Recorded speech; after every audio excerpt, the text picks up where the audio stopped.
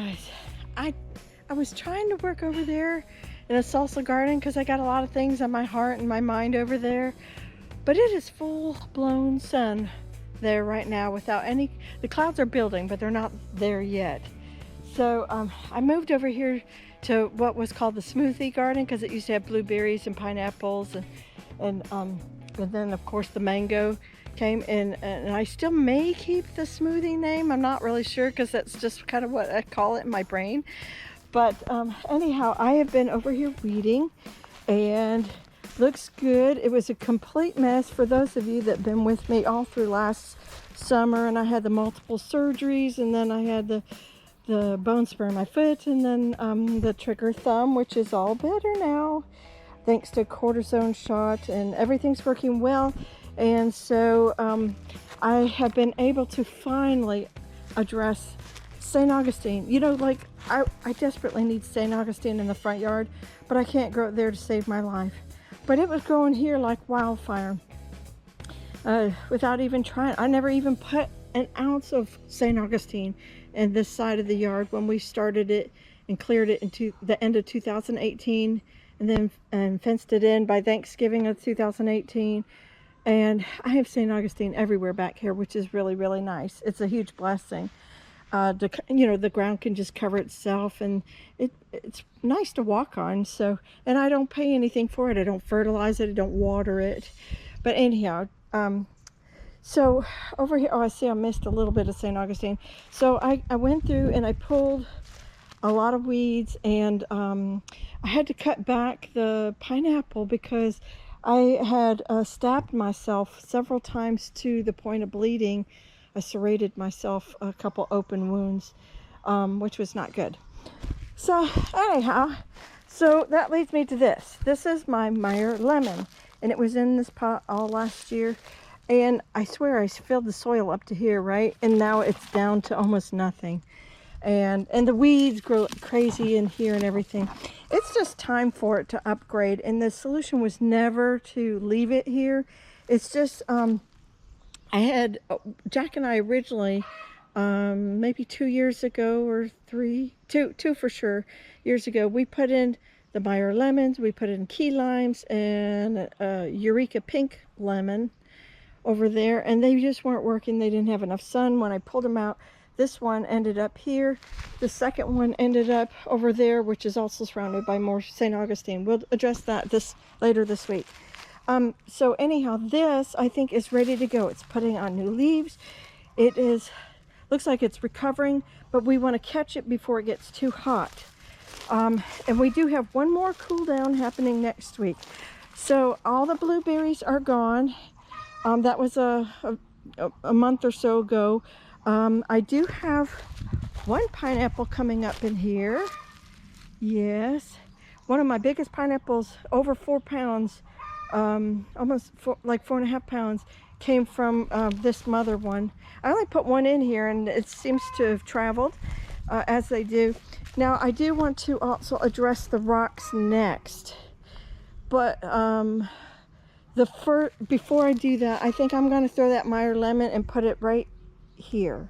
I think that's good. That's about a good 6 or so feet, at least 6, maybe 7 feet there from the Pickering mango, which is a small mango, and then I have a bay leaf tree right there. So I think this is good. I might have to bump out this section, which is fine. So now's the time to do it, right? You know, do it while the getting's good.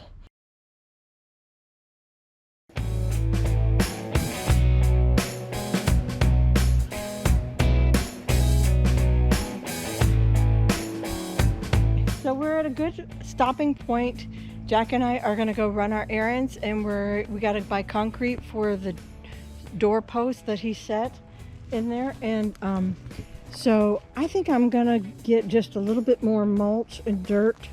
This always seems to settle a lot. It's always been mulched, remulched, but it likes to settle in there. That might be where another tree used to be back when we cleared a lot, and it's just still settling.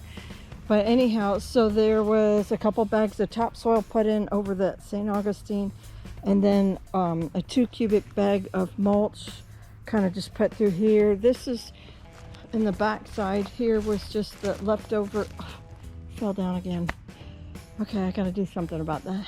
I was putting in little bamboo stakes to hold them up, at least till the grass starts growing. But anyhow, that's the leftover soil that was in that big tub of dirt. I did one of the worst transfers ever. I totally lost all of the little roots. I lost most of the dirt. It just looked like a bare root plant. So I'm just gonna, I did put 10-10-10 in the bottom of the hole and azomite. It's not really charged, but this whole area is very highly fertile, so it should pick up a lot of the mycelium that's already in this area, and then just hopefully, you know, hold that charge. Oh, I think I feel a raindrop, which would be great. And so anyhow, let me go get some bamboo to do that. Oh, what I was gonna say is that so these are right back up to grass level. As the grass grows this spring and summer, it'll come on up and hold those better. For right now, the bamboo stakes are in there. And also, I'm going, did I say I was going to buy some cans of spray paint, and I'm going to refresh this. So this is a little beautiful little vine right here. And then we have the maypop, passion fruit. And over here we have the climbing yellow almond vine, which was transplanted. It used to live over there underneath that oak by the boat barn. So I moved it over here, and that usually it was just too much for the walkway area. We kept tripping on it. It was more in the way than it was a beauty. So we have decided to train it up here, and it should provide yellow blooms all summer long in here. And then I just had a pink zinnia come up, and as I was looking at that beautiful pink zinnia, I was like, well, this camera is not doing it justice, but it's just the most beautiful, delicate pastel pink. And so I thought, wow, this would be a great area. I already have pink zinnias, right? Already grown up and they're seedlings. So I have yellow sun gold dwarf sunflowers I'm gonna put in here, and then I think I'm gonna line in here somewhere or right behind it, put those pink zinnias, and then we'll have the yellow from the alamanda. And that's my little strawberry garden. I need to clean all this up. The plumeria needs to go on the ground, obviously, a long time ago. But I think one of my big projects at the first of this year was to clean up this whole area, and then just make this entrance all beautiful again. Just because when you have guests over, you don't want to be apologizing the first time they, you know, first impression on your yard. So anyhow, we're going to make this into a beautiful thing again.